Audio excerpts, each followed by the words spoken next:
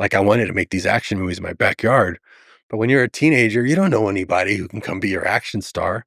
And if you just bring your high school buddies, well, they just look like high school kids. So I use my little brothers and sisters because I'm one of 10, third oldest. Mhm. They're just sitting around watching cartoons anyway. And I made them the action stars just to like learn. And I found those things would be a winning formula. They'd win every festival I'd send them to. So Bedhead was my first time using a film camera. It was a wind-up film camera I got in film school. I went to film school for 1 semester and realized I already knew more than the film students because they taught you a whole other outdated way of doing it. So I thought I'm just going to use that film camera to make a low budget movie, a definitive film version that I can send to all film festivals of these action kids, which is a precursor to Spy Kids. Bedhead's a precursor to Spy Kids. And we should say that Bedhead was an award-winning short film that was probably a big sort of leap for you that probably opened the door to you to then make El It Mariachi and opened so up on. your brain, mental dope. especially because those video festivals, I would win like a trip to New York and a director's chair with the video shorts that I would put in festivals. But I knew the film festival, if I could get into film festivals, I could send that all over the world. So I made that little short film, sent it, and it was winning all the festivals. And I thought, wow, I made that with a wind-up camera, film camera, filming just one take each shot, just no slates, because I'm the editor. And that cost $800 and it was 8 minutes. I bet I can make 80-minute movie for $8,000 if I'd use the same method. So that movie I did 6 months later, I was making Mariachi because it opened up my mind to that I could try it in a feature.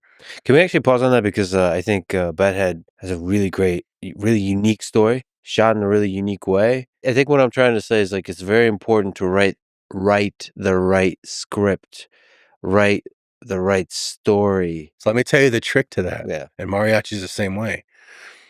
And this really helped people. Like even Kevin Smith from Clerks said, wow, Robert said, when Mariachi was a success, I talked about how I did it. I said, I looked at everything I had. What do I have? Well, we have a pit bull, we have a turtle, we've got a bus that Carlos's cousin owns. His brother-in-law has a bar, and he owns a ranch. So the bad guy lives at the ranch. The fight scene's going to be in the bar. He's going to hit a bus at one point. The girl's going to have a dog, and a turtle's going to cross the road.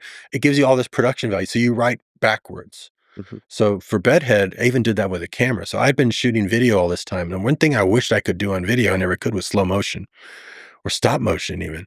So when I got that crappy World War II camera they gave us in film school, I mean, Yeah. I was so pissed. Like, this is the camera I've been trying to get my hands. I could have bought this for $50 at a pawn shop. Mhm. Old Bill and Hal wind up. You couldn't even see through the lens. You were seeing through an approximation of the lens. But you could shoot slow motion.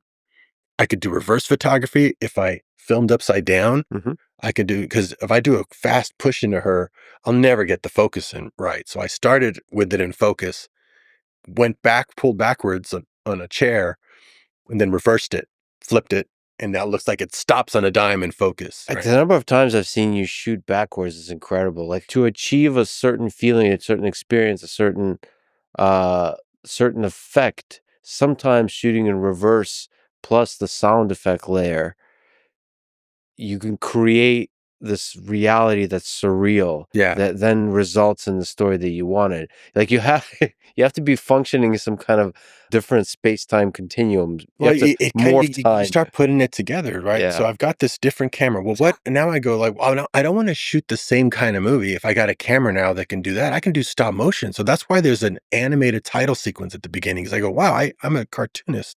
If I set the camera up here, I can slow it down enough. It's not a frame by frame, but if I get it down to like 2 frames a second, I can just tap it and it'll maybe get 1 frame off. So I did 300 drawings by hand for that opening title sequence. Holy shit, that was you doing it by hand. Yeah.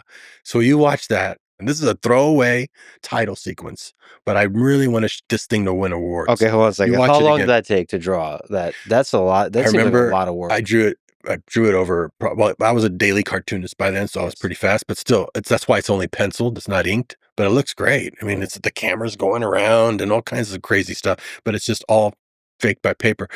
It took me all night to shoot it because I remember I walked into the film school the next day, like all sleepy. And I told one of the fellow students, wow, I was up all night doing this animated title sequence. And he went, why are you putting so much work in this? They're not gonna grade you any differently. And I was like, Mhm. grades? Get an A walking in here. I'm trying to get out of this town. I'm not doing this for fucking grades. Yeah, I want people to see what I can do now, and I want to see what I can do now with this. So a lot of the story came from the limitations or actually the freedoms of that camera. I couldn't have done that story on video. So when I saw, wow, okay, I can do reverse photography, I can do stop motion, she has to have special powers. Because if she has special powers, then I can really milk this camera for all it can get. There's one of my shots I love the most is where she's standing there and the chair, she makes a chair come all the way up to her and it goes all the way up to her face. Now, yeah. if I did it normally, where would I even put the strings for that? Right, to pull the chair, yeah, So I start here with the camera upside down. I have the strings in the back because you're not going to be looking at the yeah. Mhm. back. And as it goes back, you pull it back.